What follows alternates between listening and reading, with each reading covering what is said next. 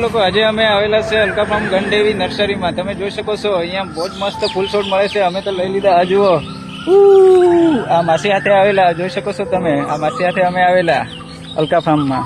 Thank you. માણસો ફૂલ છોડ લેવા આવેલા છે. ફૂલ છોડ બહુ જ સારા છે. અમે તો લઈ લીધા છે.